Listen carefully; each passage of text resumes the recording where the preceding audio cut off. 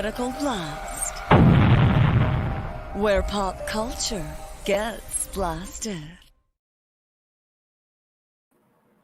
And good evening, everybody. I am your host, RJ Carter, Senior Managing Editor here at criticalblast.com.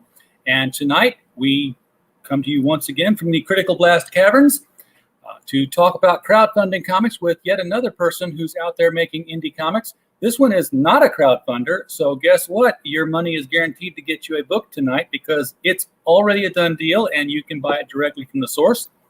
We are chatting tonight with Michael T. Gonzalez at Rainy Day Road. Or have I got that right? It's just Rainy Road. Rainy Road. I didn't have that in front of me, so I couldn't get that correctly there. Talking about his book, NEOTHERIC, Return of the King, which is available on Amazon. And there it is. Very good looking graphics. I've read the PDF and I'm very happy with what I've seen so far. And also joining us tonight, because he's always watching what we do and jumping in and helping us out here, is the legend himself, Mike Barron. Push you over here, Mike. Mike, how you doing this evening? Hi, RJ. Doing good. Great. Hi, Glad to hear it. Mike. Is this the actual Mike Barron? This is the legend? The living no, this is a life clone symbiote. Yeah. We replicated him a long time ago so we could just have a Mike Barron. We didn't have to have the Mike Barron all the time. He comes in 6-packs if you go to the right store. I am one of many. What was it Wordsworth said? Do I contradict myself? Very well, I contradict myself. I am large. I contain multitudes. Well, there are multitudes of Mike Barrons, and we're glad to have any of them we can get. Mike, is it cold where you're at? No, I just look better with a hat on. Yeah, well, me too. I've had my thinking cap here that I put on sometimes. Oh, the brain. Now we're all hatted up. It reminds me of Hannibal. The Hat Brigade. That's exactly what I think of when I put it on. That movie when he takes the lid off. That's yeah, that was the creepiest scene I think I've ever seen in a horror movie. He was grim. A guy alive with his brain showing. So Michael's got an interesting premise for a book that he's already got done here, Mike. Boys, I got two mics. Okay. Michael's on top, Mike's on the bottom. And it's called a NEOTHERIC, which I don't know what that word means, Michael. Can you? It's a made-up word. Okay. That's why I don't know what it means. It's far the way I formulate it using like the what they use in paleontology is it should mean the new age of beasts. Okay. So that's but it's just a made-up name. Well, you would think a made-up name would have better response on Amazon if you search for it. We found out that if you search for just the name on Amazon, it finds all kinds of products that it thinks you want. We eventually found it, so to save you all some time here in the chat, the Amazon link is the first thing here in the chat room. So, and I'm going to edit the video afterwards to make sure that it's also the first thing in the description for people who come in later and don't get the replay of the chat. But basically, it's sort of like Jurassic Park by way of Close Encounters. Is that a fair assessment, Michael? Yeah, I would say that's a pretty good summation of it, and also maybe another way to look at it is it's like an 80s cartoon, but for adults. So it's some other people have mentioned that too, and that's kind of like what I was going for when I first thought of the idea. Is that there's a lot of these cartoons with dinosaurs and stuff like that when in the 80s, but they were all friendly and nice, and you could ride on their back and everything. But this is sort of like taking that, but bringing it to a little bit more mature story. I see there are 4 issues out. Yeah, and a compilation. Are you the artist? Yeah, so I did. No, I'm not the artist. I'm the writer, the creator. You're Michael T. Gonzalez. I see. Yeah, that's me. And Andre Portilla is the artist? Well, the first 2 issues were done by Dave Mims, sorry. Yeah, that would be something. Yeah, I don't think I could afford Dave Sims. It was Dave Mims, he's done some work for Alterna. If anyone knows about Scrimshaw, there was a book that they had. He did the work for them. But then the last 2 issues was done by Andre Portilla, and like I was telling you before, he's real interested in the project going forward. So if we could get some support for it, we could continue with it. It looks exciting. Yeah, Mike, Thank he did you. this without crowdfunding it, by the way. He was telling me earlier they tried to do an Indiegogo on it back in January before all the COVID hit, and went nowhere. So if you've got experience here getting books sold that you've written, maybe you could give him some ideas on how to get excitement up for something. He's got like 100 issues of it printed up on his own dime, available through Amazon here. It looks like an exciting book. One thing you could do is send it to Bounding Into Comics or Bleeding Fool for a review. Yeah, he's done that for me too. I'm going to put a review up of the PDF because I've read that. Yeah, and I'd be happy Yeah, to do I it did too, that. Mike. Well, I'd appreciate that. So Yeah, it looks like an exciting book. Let me just read the blurb here. All hell broke loose when the savage dinosaurs attacked the National Police Task Force agents and National Guard troops in an attempt to recover the precious object they lost when they first crash landed. Meanwhile, just outside of town, the cosmic entity Atoll, disguised as a cleaning lady, tracked the dinos to the Rogers farm and was confronted by Cowboy's mother Annie. It all leads to a violent, bloody conclusion. What more do you want? it's got cowboys, it's got dinosaurs, it's got ancient beings. I tell you, the part that stood out to me when I was reading the PDF was that when the Marine walks up the ramp into the UFO that landed, and then turns back around, and he's wet his pants. So that lets you know that whatever he saw in there is really bad news. Yeah, so it's basically it's primarily a comedy. It's a satire, but there's action, there's violence, there's sci-fi elements, there's aliens, there's all kinds of crazy things in it. But first and foremost, I just wanted people to have like a good time and kind of, and just enjoy it and laugh at some of the things in there, the silliness of it. Yeah, and Bap, you come in late here, but the comic is linked at the very top of the chat. It's on Amazon. You can get either one of the 4 issues, or you can get the 4-issue trade paperback.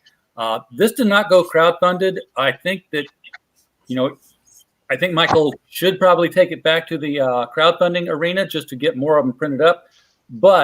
And he probably didn't want me to say this, but I'm going to say it anyway because he told me before the show. He's in one of them COVID displacement kind of areas right now. He's not working like he was in January when we first tried to do this.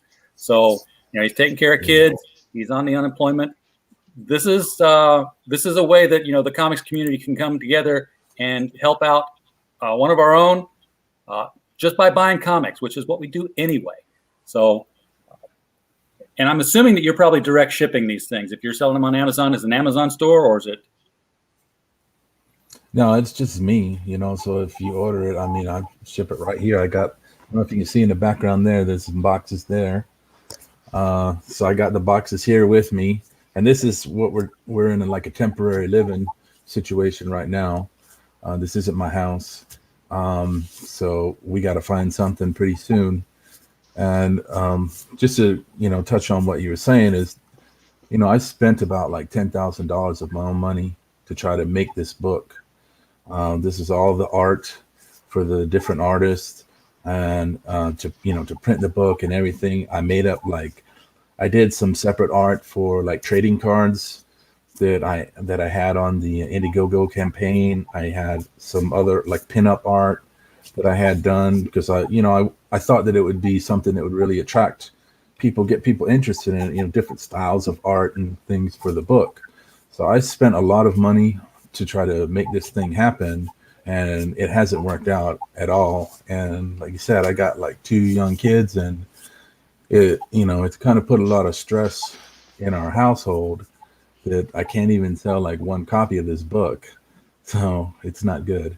But yeah, so if people, at least are willing to check it out and look at it. I mean, on my Twitter timeline, I've put up, PDFs that, outline the book, like how I developed it, all the background for it. There's like sample pages from each issue in there.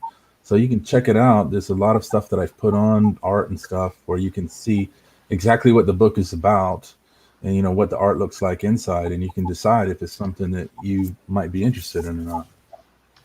Yeah, Michael, I'm going to actually share the PDF that you sent me. I'm not going to share page after page after page. I'm not going to violate your copyright like that or anything. But I do want people to see the interior of this. So this is the wraparound cover. That's the first thing up here. Dinosaurs did not go extinct. They just left. For millions of years, dinosaurs have been used by aliens as biological terraformers, which is cool because they're big and they can move a lot of earth. That makes sense. Dinosaurs shepherded from planet to planet. They converted hostile environments into lush ecosystems to hasten the evolution of life around the universe. But, and of course it's been millions of years, the dinosaurs have evolved, and some of them yearn to live free. So a small group of audacious dinos escaped their alien overlords, seeking sanctuary on one of their former homeworlds, Earth.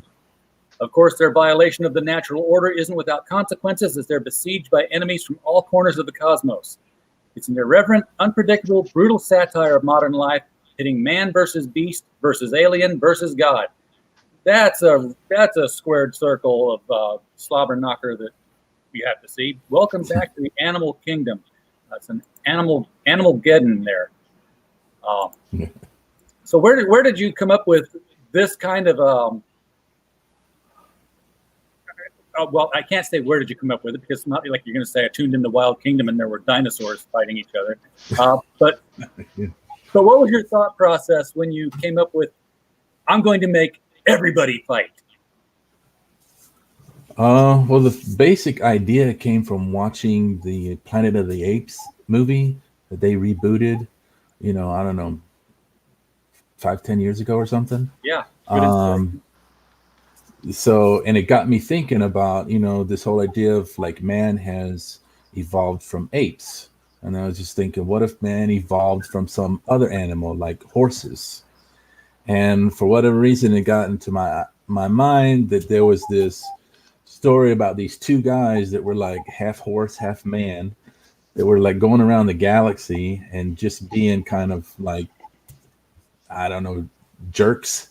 I don't know why that idea kind of just I don't know why that idea kind of like popped in my head, but that was the idea that like immediately. And then I just thought, well, that's kind of stupid. But the kernel of that idea was just that these guys were like savage, and that they were being reintroduced into a society that was very, a modern society that's very, peaceful and whatever. So that on the back of the book, where I have this tagline that says, welcome back to the animal kingdom. That's the basic premise, is that we're saying like we're taking these savage animals and putting them back into modern life, and, just seeing the chaos that explodes from that. And that was that's really like the gist of it, I got you. Mike, you've dabbled in the dinosaur storytelling area, haven't you? Yeah, I did a series of Turoks for Valiant with Rags Morales. Yeah, I knew there was something, but I didn't want to commit to it because my mind is sometimes thinking of 3 other different people. I'm like, I'm going to let him answer the question for me. So now Turok is another one of those characters that's come from the past and is now living in, I guess, in the present. I don't know what Turok is anymore. Now he's like living on an Indian reservation and carrying. I have no idea. It's weird now. BAP2 just bought volume 1, so thank you, BAP2. Appreciate it. I know that's a sacrifice because I know that BAP2 just had his own big expense just last night.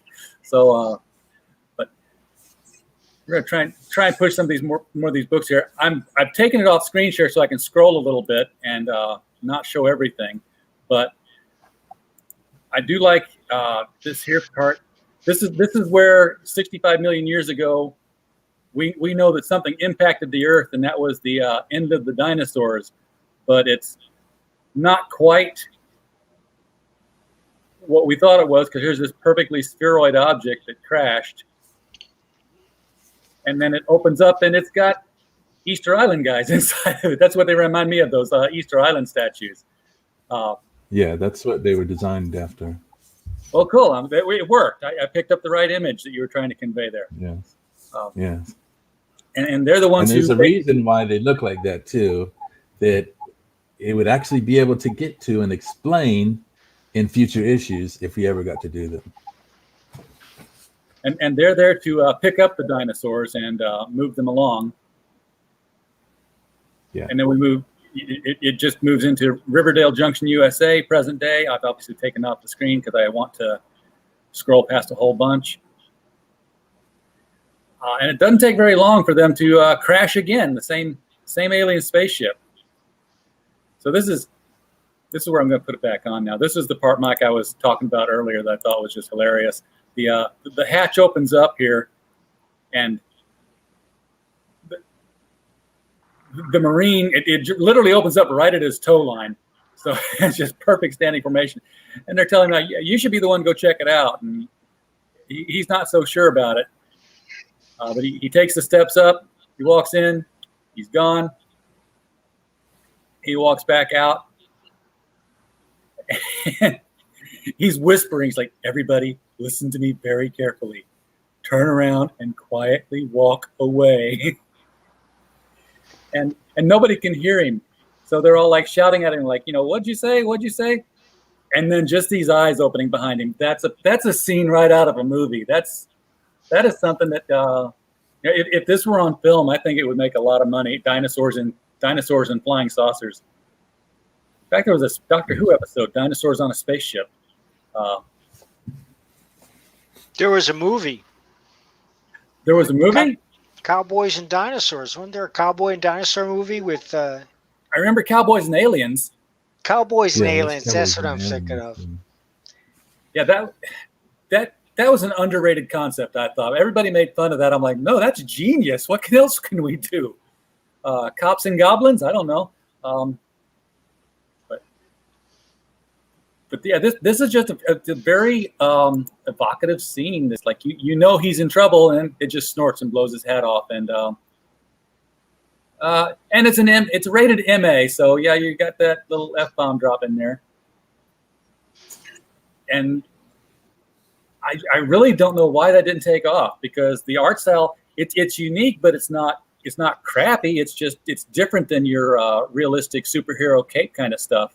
It's very well drawn. Yeah. Michael, would you reconsider putting that up on an on-demand Indiegogo just to see how it went? I mean, you don't have to put any money into an Indiegogo thing, right? It's just put it up and you sell them. For sure. If, like I said, right now I think I have about 95 copies of this first printing that I did left.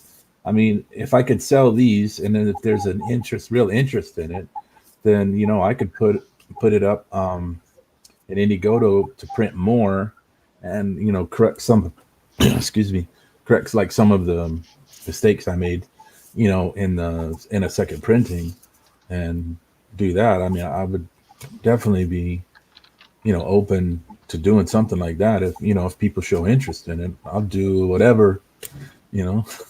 What would it take? What would it take to print up another to cover printing costs? What would you think a goal would be, a reasonable goal on Indiegogo? Depending on how many people. No, I mean, would you need like a goal of 5,000 to cover printing costs and make money at it, or if you were to go into a second printing? I don't know what it takes to print a comic book. 5,000 Yeah, I bucks mean, would pay for about 1,000 comics. Okay, and this is a Yeah. 4-issue trade paperback, so that's not much more because it's same kind of scale. Well, if you're talking the TPB, and it's what 22 pages for each story. Michael, yeah, this 22 book pages here, each. this graphic novel here, Yeah. the original issues were 22 pages. This graphic novel that I printed is 96 pages. So Oh, there's I thought 88 pages of story, and there's 8 additional pages. Got like some pinups and stuff like that in it.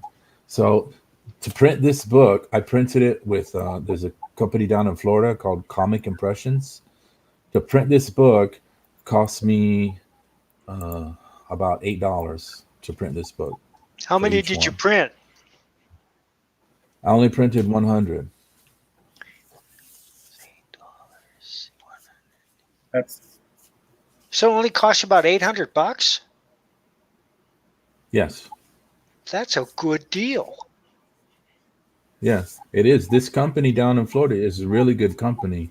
And even when I got about like 25 of them were damaged, and they replaced all 25 of them. that's a very I good mean, company. yeah, and I definitely recommend anybody who's interested in printing comics, that company should check them out. They're very good. Their prices are really good, and they're in America. So you don't got to worry about customs and shipping and all that kind of stuff. They have a website, Michael? Yeah, it's just comicimpressions.com. I'm going to save that and check them out. I think a lot of people would be, interested in finding them and learning more about them. I mean, obviously, Yeah, because you don't have to print like a and we want to get their quantity. work out. What's that, Michael? I was just going to say, you don't have to print a huge quantity if you're someone like me who's, kind of like testing the waters kind of thing, and you just want to print like 100, a couple hundred or something. Their prices are really great. All right, so that's good to know that the 1,000 copies, the 100 copies that you've got right now, they're selling for $19.99 on Amazon. I think that's correct. Yes, $19.99. Yes, it is. So you don't have a whole lot into each one on a per issue basis, so most of the $19.99 will go to you. Yeah. So, like I said, I spent like $10,000 to make this book. So even if I sold all of these, it's not going to even cover like a fraction of that. Because you had to pay your because artists, of you had all to the pay money. other issues. Yeah, exactly. So I mean, it's not like it's something that I'm gonna become rich off of, but it's basically just to cover the printing of it and some of the money that I spent to pay the artist. And I'm fine with making the book with my own money first, so that I have something, so that people know, hey, this is ready to go. If I send you the money, you get it right away. So I don't really have a problem with producing the book first and then putting it out there and let people buy it. I mean, obviously it's great to have like the crowdfunding and stuff, because then you don't have to front all that money first. But if that was the situation, I could do that too. It's just it's where I'm at is that I'm not getting any kind of traction whatsoever. I'm not getting any kind of response from. Are you on Facebook, readers. Mike? I've used it a little bit. I generally don't get on Facebook, but like when I was doing the Indiegogo for this, I put some posts on a bunch of different Facebook groups, but I don't know. I mean, I don't think I ever got anything from either of those. So I don't know if there's like some group. Are you still on Facebook? I still have a Facebook. Yeah, What's your I still have a Facebook handle? It's just MGONZALEZ, M Gonzalez.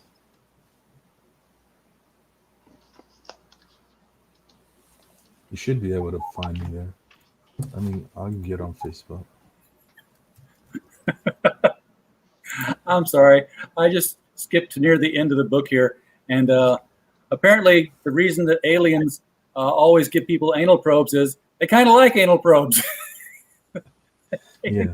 See, there's a bunch of stuff in the first issue where it kind of seems like maybe throwaway jokes or whatever, but they're actual plot lines that I am setting up in the first issue and that will pay off in later issues. Those like everything, every character that you see, that you know that there's a bunch of characters that die in the first issue. All of that stuff is going to have like reverberate, and then you'll see the consequences of it later. Yeah. So. Well, that's good. That's good. Yeah, Jazz Crab's right here. You got to get out there so people know about it. And I know that's hard, especially, if you've got a day job, you got kids to take care of. I think there's a fine line between being a YouTube personality who's always on and being somebody who's regularly pushing their book. But even that's not a guarantee. I can empathize with where you're at right now. 2 years ago, I was living in a hotel and running out of money and looking at being kicked out and being homeless with a family of, my wife and my kid. And I was pushing the book that we had just put out like crazy to try to just raise, 4 figures and get out and get in a house. And, that was this book I was telling you earlier, the Gods and Services book. I got on Ethan Van Sciver's channel, and it was Christmas Eve night, and I was in that hotel, and he let me on with everybody else to push that book. You know how many sales I got out of that? I got none. No sales out of that appearance. At least not, within that week, because I was watching the sales charts. So even that's not a guarantee. But the more you're out there, the more I didn't have any artwork to show too, so it's a different crowd. But the more you're out there showing that art and talking up the book, keeping it in the front of people's minds all the time.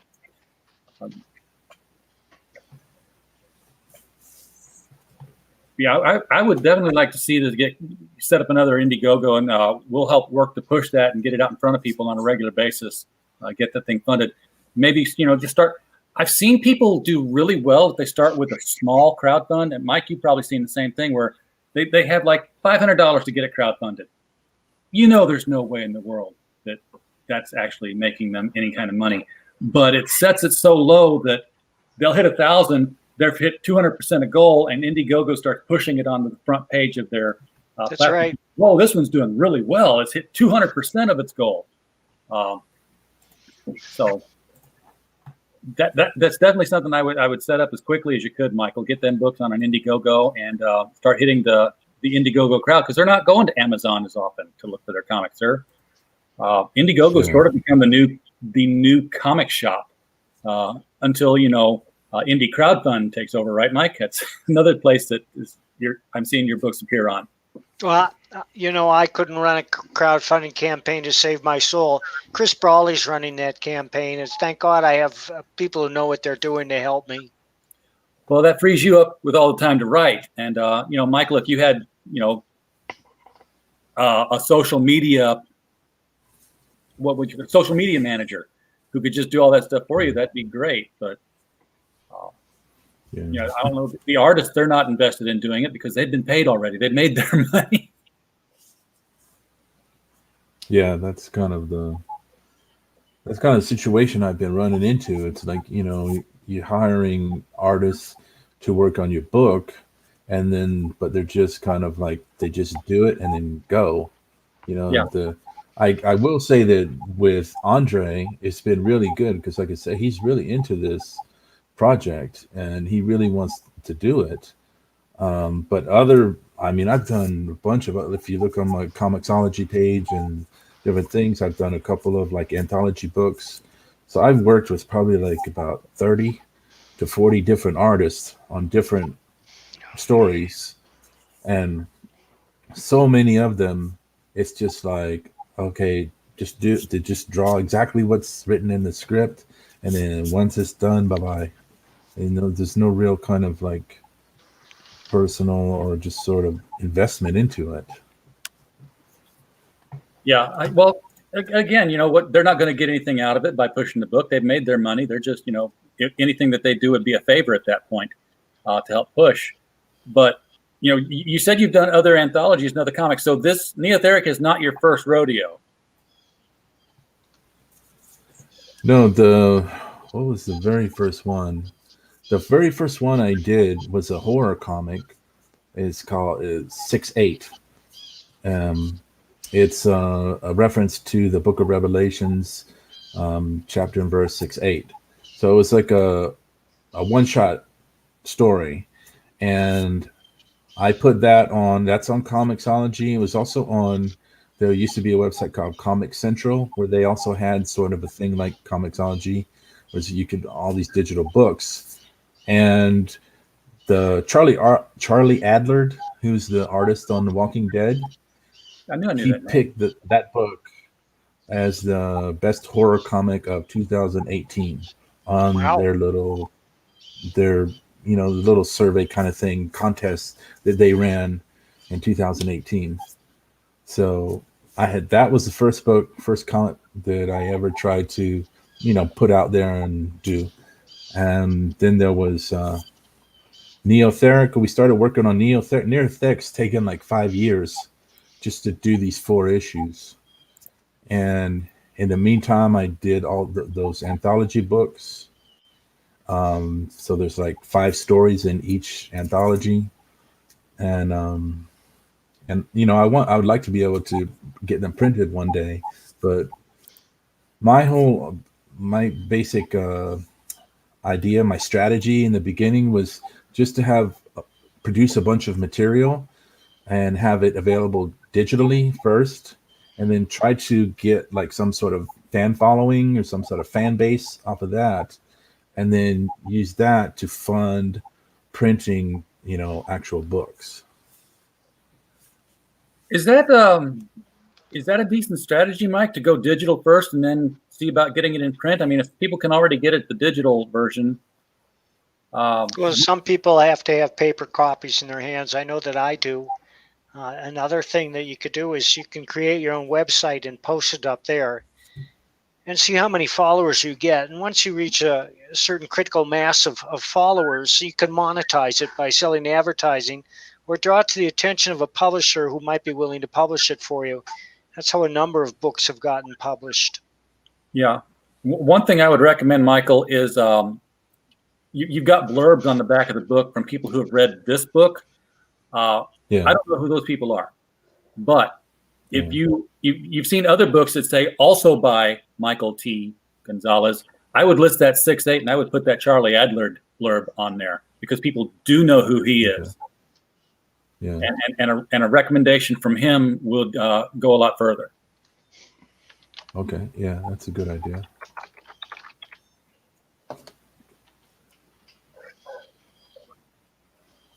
So this is an unusual stream for me. I never used to have to brainstorm about, how to get a book out there. I usually just ask people how they've done it. Fortunately, I've picked up some stuff along the way, I guess, and it's all just recommendations. But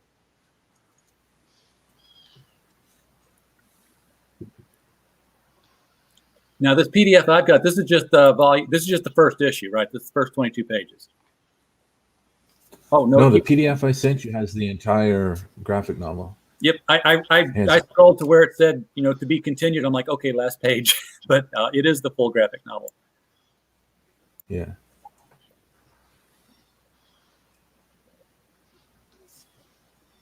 And I'm going to bring it back up here after I scrolled into it a little bit ways.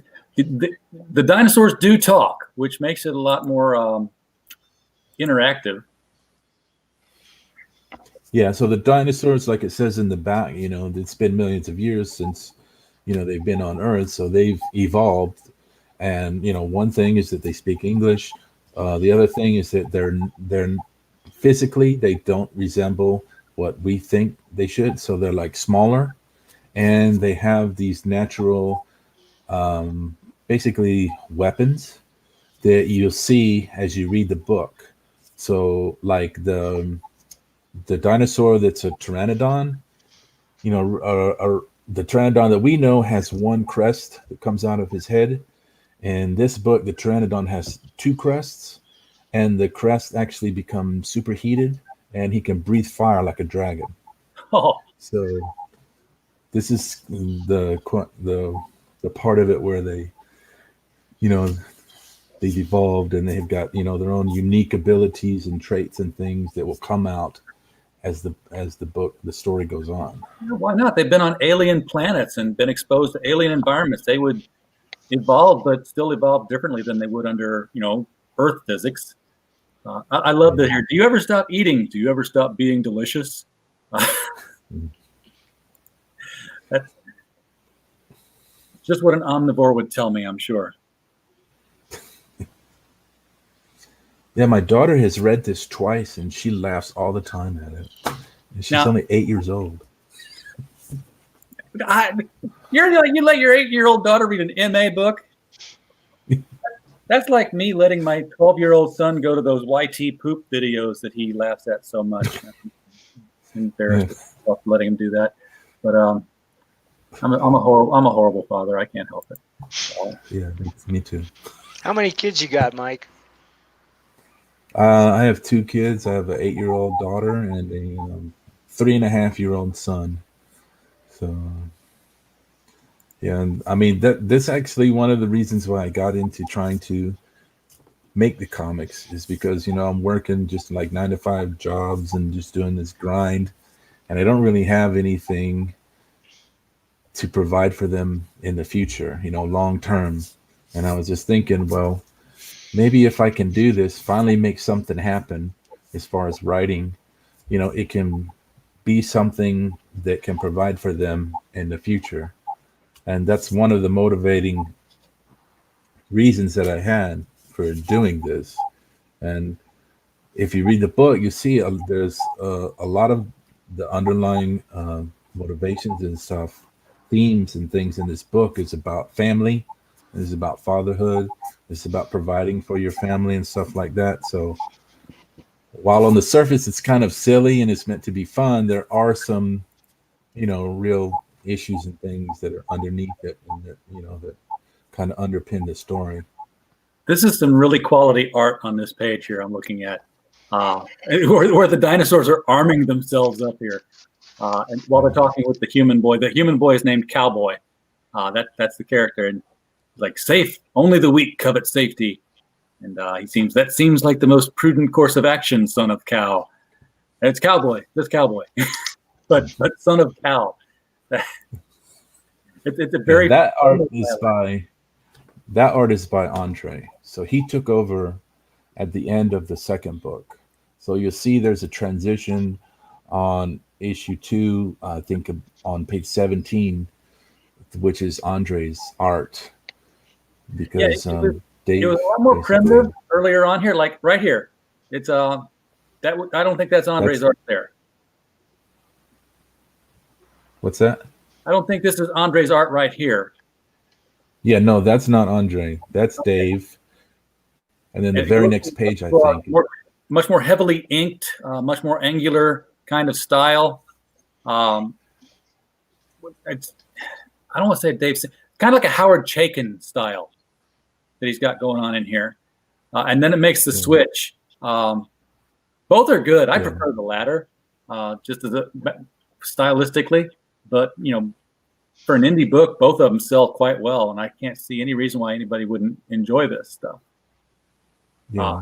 Well, I thought Dave was really good. I thought Dave's style really fit the basic idea of the concept. It's about savage dinosaurs, and he's kind of got like this rough just style to it, and I thought it really fit the story. But some other people, that have read the book and they've commented to me, it's like his characters are good, but he didn't draw much in the background, so his backgrounds are really lacking, and that's what they liked in Andre's, is that he's much more detailed in the background and stuff.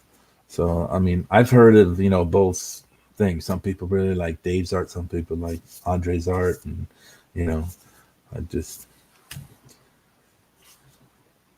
I like them both, but everybody's art is everybody's got their own way. So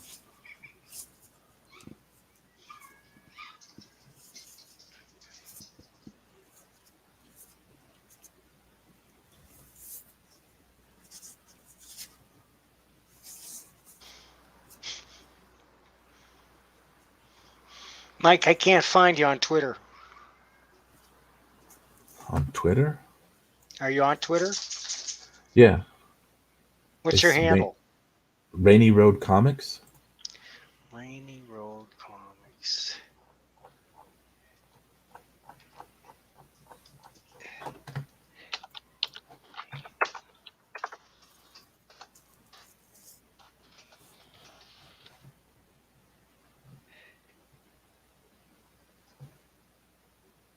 Is that all together? Yes. It's RAINYROADCOMICS. I said it in my Gotcha. head. All right.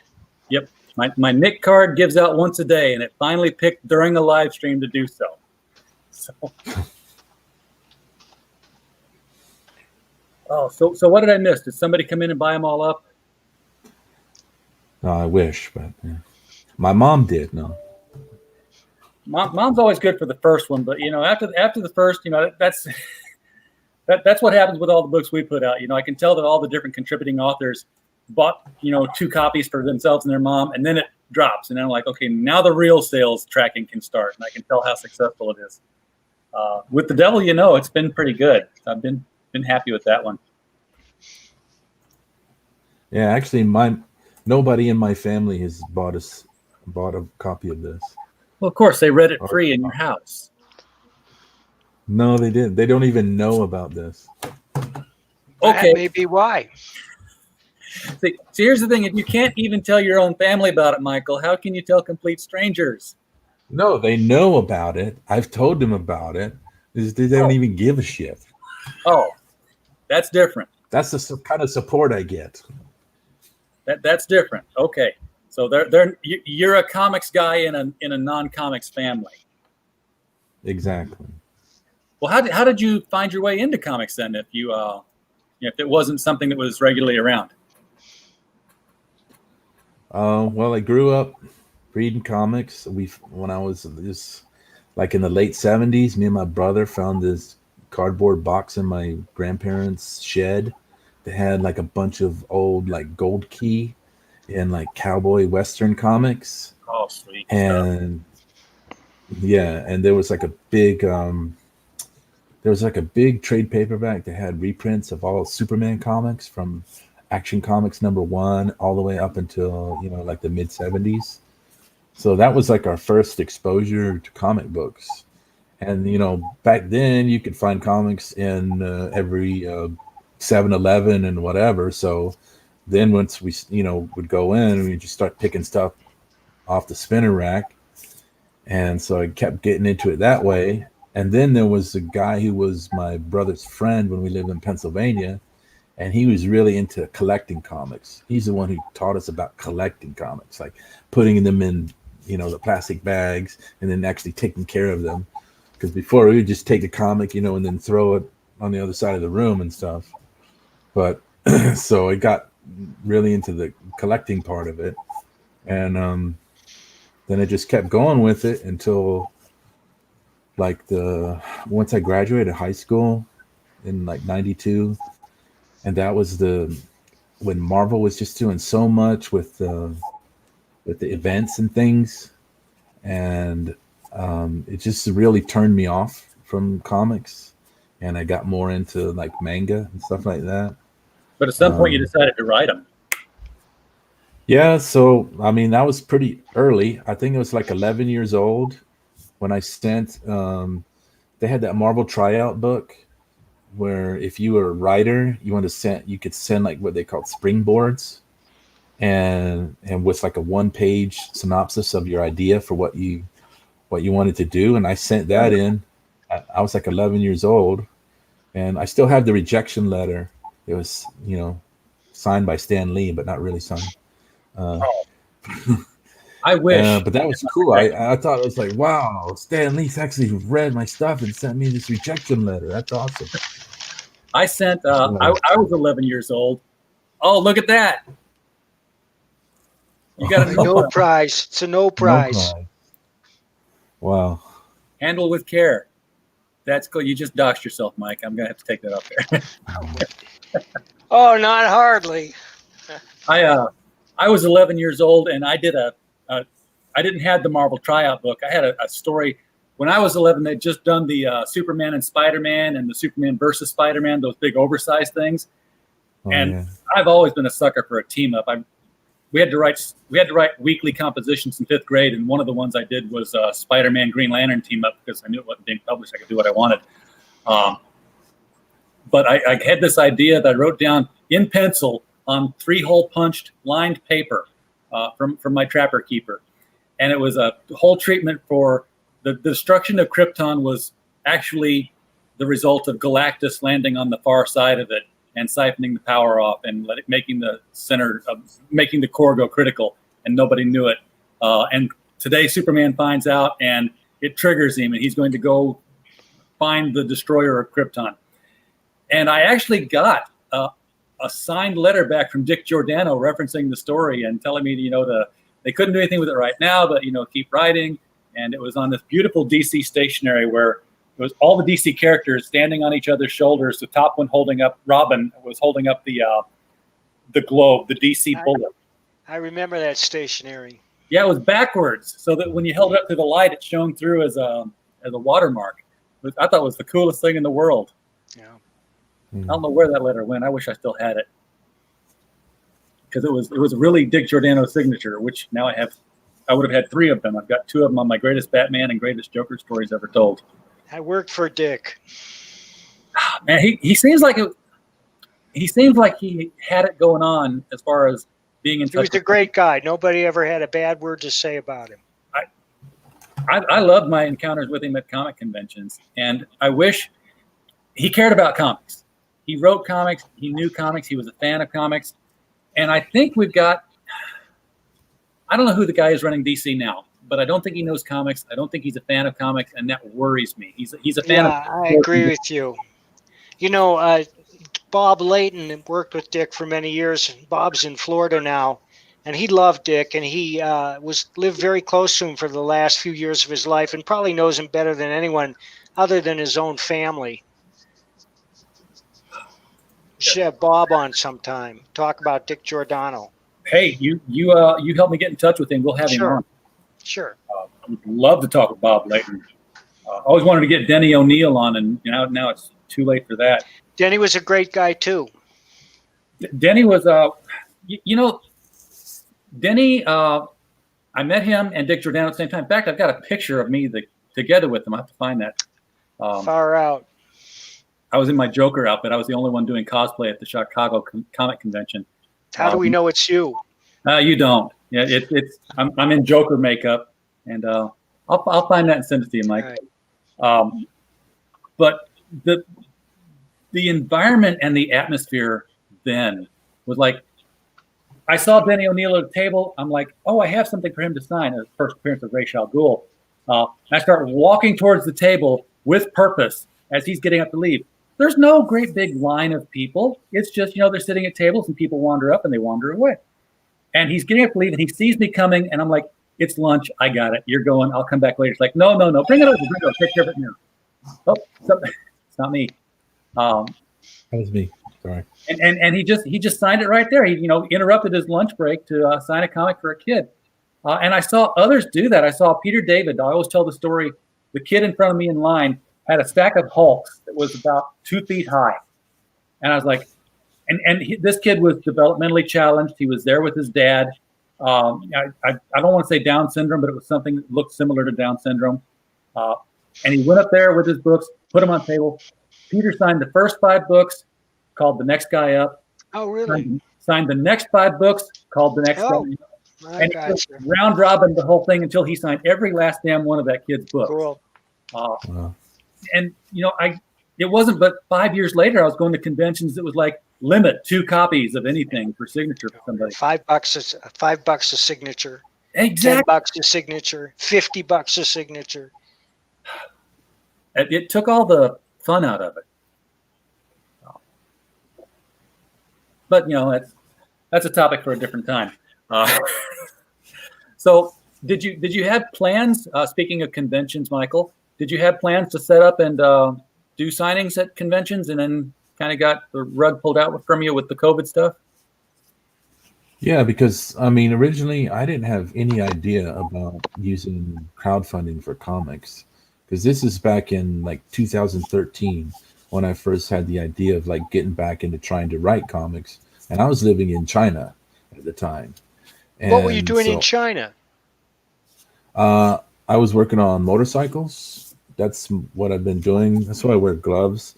It's because my Really? hands are kind of messed up from, yeah. I worked Do on, you been do working you on ride? motorcycles. Yes. Do you mind I don't telling me have a what you bike ride? now.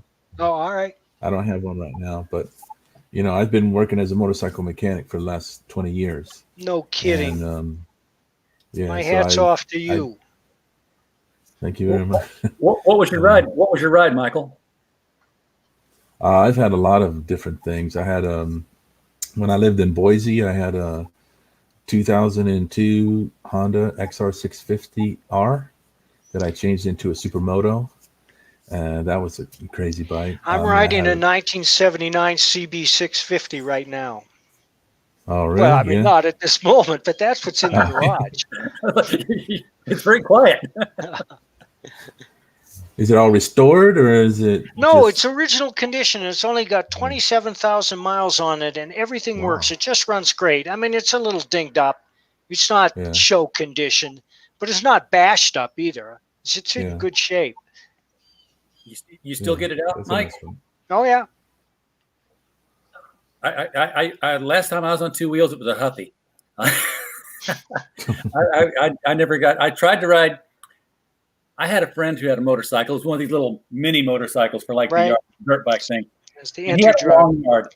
He's like, okay, here's what you do. You first you get it in first gear, and then when you got up all the way in speed, you put it down to second gear. Well, I didn't get all the way up to speed until it was time to turn and make the loop around the yard. So I just bog it out. It was just like die right there on the curve. He's like, you can't do it on the curve. I'm like, but I was up to speed. I never did make a full lap on that thing. And the only other time was when I was like 8 or 9 years old. And my friends next door had a mini bike, and I got on it, and they said, okay, this is the brake. This is the accelerator. When you want to go, twist back on the accelerator. I twisted back on the accelerator. It went up on a wheelie, took off without me, and I'm flat on my back on the ground. So that's my two experiences with motorcycle machines. And I'm like, no, I think I'm better off probably surrounded by steel. RJ, I got to go. Thanks for having me on. And Michael, I signed up for your Twitter account. I sent you a message. Yeah, I've added you. Thank you very much, sir. Okay, It's see a you great guys. honor to meet Thanks you. for having me. Man. Well, Bap had an old uncle had an old Indian needs some restoration work. There you go, Michael. He's got some motorcycle mechanic work to be done there. And you're also right, Bap, that things like that really hurt baseball. When they became rock stars and started charging for signatures, it's like, no, you charge for the game. Everything else is supplemental to making the game something people want to go see. All right, so we have kind of closed in on an hour here, Michael. We have sold one issue for you, at least that I know of, that's been reported. No, we did. Yes, That's great. Bat2 said he got issue 1 off of Amazon. It'd be easier to track if we had an Indiegogo page to look at, but you'll have an email saying that you have a sales to fulfill, because I'm also an Amazon seller on some things. So I know how that works out. Well, thank you very much, Bap. Appreciate that. Do consider, if you do consider putting up a crowdfunding page again, let us know right away. We will put all our inconsiderable effort, which, we're small time too, but we're loud, and we're on a lot. But we'll help push that in front of people, and show some of that art. I'm going to make sure that there's a review up here within the week on criticalblast.com, which is our main hub source. It's how we got into the business. We started with the website to do reviews, and then we branched out into publishing. We branched out into interviewing. Probably we'll also embed this video at the bottom of the book review, just to kind of give people a closer insight into what the book's about. But is there anything more that I should have asked about the book and didn't know to? Something that you want to make sure people know about?